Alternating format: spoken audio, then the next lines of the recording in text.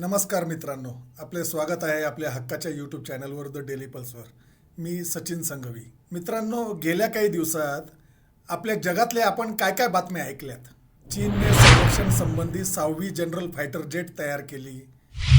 विज्ञान या क्षेत्रात कृत्रिम सूर्याचा नमुना तयार केला. व्यापारात $1 ट्रिलियन अधिकची वाढ केली. AIच्या क्षेत्रात चीनच्या डीपसीकने US दिग्गजांना धोबी पछाड दिली. एलॉन मस्कने अंतरिक्षमध्ये यान पाठवून तो पुन्हा परत येताना त्याच्या जिथून सोडला होता तिथे पुन्हा परत जैसे ते त्याच स्पेस स्टेशनवरच पुन्हा येऊन स्थिरावला. हे जगाच्या पाठीवर पहिल्यांदाच झाले. मित्रांनो, जग तंत्रज्ञानाने पुढे जात आहे व त्या शर्यतीत आपण कुठे आहोत? मित्रांनो, तुम्हाला असे जाणवत नाही का की आपण व आपला देश काय करतो आहे, कोणत्या दिशेने चाललो आहोत, आपली प्रगती योग्य रीतीने होत आहे की नाही? आपल्या देशाला स्वातंत्र्य मिळाले तेव्हा आपल्या पूर्वजांनी आपला भारत देश आधुनिकतेकडे कसा जावा त्या दिशेने त्यांनी आपल्या देशाची पायाभरणी केली होती.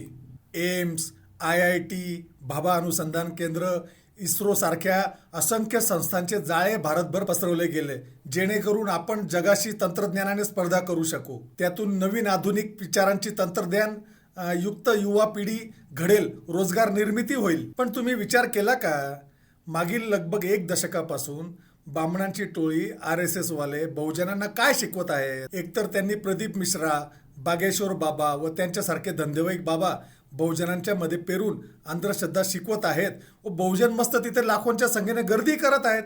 एक जल लोटा घ्या व पहाटे मस्त शिवजीचे अभिषेक करत बसा. बेलपत्राला मध लावा व पिंडेवर लावा. तुम्हाला अभ्यास करायची गरज पडणार नाही, तुम्ही असेच पास होऊन जाणार. अजून काही विधी सांगून तुमचे आजार बरे होतील, मग तुम्हाला डॉक्टरकडे जाण्याची गरज पडणार नाही, असे काही ते त्यांना शिकवतात. मग गोमूत्र प्या, गाईचे गोबर खा, देश विश्वगुरु झालाय, हिंदू खतरे में है, मंदिर मस्जिदचे लफडे. आता तर कुंभमेळा सुरू आहे. तो चर्सी स्वतःला IIT मधून शिकून आलेला म्हणतो लोकांना येड्यात काय काढतोय. कोणी ती एक काळाची मॉडेल मेकअप करून संन्यासी जीवन शिकवते. ममता कुलकर्णी ड्रग्सचा धंदा करणारी आता साध्वीचे रूप काय घेते. मित्रांनो, आज सकाळी तर तिथे जबरदस्त भगदड झाली व शेकडो लोक मेलीत. त्यात कारण काय तर तिथे सुरक्षा यंत्रणाच ठिकाणावर नव्हती. मध्येच काय तो फालतू विचार शाकाहार व मांसाहारावर वाद पेटवायचा. मला खरं तर बहुजन समाजाला काही प्रश्न विचारायचे आहेत. मित्रांनो, त्या प्रदीप मिश्राच्या व त्या तो बागेश्वर बाबाच्या उपायांचे तुम्हाला कधी कोणी बामणाची पोरं किंवा जैनांची पोरं, मारवाड्यांची पोरं कधी तिथे दिसलीत का? राम मंदिरच्या कलश पूजेत तुम्हाला कधी कोणी बामणाची पोरं किंवा जैनांची पोरं, मारवाडीची पोरं कधी तुम्हाला तिथे दिसली का? यापैकी कोणी तुम्हाला गोबर खाताना दिसले का? मग ते प्रगती कशी काय करतायत? कारण त्यांच्या पोरांना माहिती आहे हे सर्व थोतांड आहे. संपूर्ण जग आजच्या 100 वर्ष पुढचा विचार करत आहे व आपले बहुजन बामणांच्या नादी लागून पुन्हा मध्ययुगात चालले आहेत. आता त्या IIT मद्रासचे संचालक V कामकोटी यांनी अलीकडेच गोमूत्राच्या औषधी गुणधर्माची, विशेषतः त्यातील बुरशी विरहित गुणांची प्रशंसा केली व त्यांनी नेचर या मॅगझिनचा संदर्भ दिला. पण नेचर मॅगझिनने अगदी त्याच्या उलट सांगितले आहे.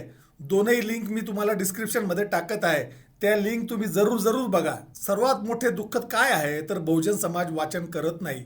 माहिती घेण्यात व रिसर्च करण्यात ते फार मागे आहेत. पुण्यातील भारतातील सर्वात मोठे पुस्तकांचे दुकान क्रॉसवर्ड बुक स्टोअर आता बंद पडले. का बंद पडले? लोकांना आता वाचन करायची इच्छाच राहिली नाही. एकीकडे चीनच्या फक्त एका छोट्या कंपनीने डीपसीक बनवून अमेरिकाचे फक्त एकाच दिवसात 86 लाख करोडचे नुकसान केले व स्वतःला महासत्ता होण्याच्यासाठी अजून एक मोठे पाऊल पुढे टाकले व आपण भारतीय पुन्हा मध्ययुगात जाण्यासाठी तयारी करत आहोत. पण जे आपल्याला हे मध्ययुगात जाण्याच्या ज्या सगळ्या गोष्टी शिकवत आहेत त्या बामणांची पोरं मोठमोठ्या पॅकेजवर नोकऱ्या करत आहेत. मारवाडी गुजराती मोठमोठे उद्योगपती होत आहेत. बहुजनांना विचार करण्यासाठी आता वेकअप कॉल कधी येईल फक्त याची वाट बघायची आहे.